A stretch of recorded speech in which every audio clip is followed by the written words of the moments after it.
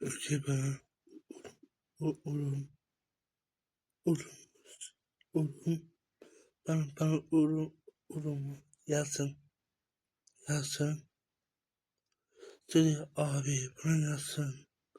Seni bir iyi tabi şu olayı. Bana yazsın. Bunu yapın. Hepsini yapın. İta de.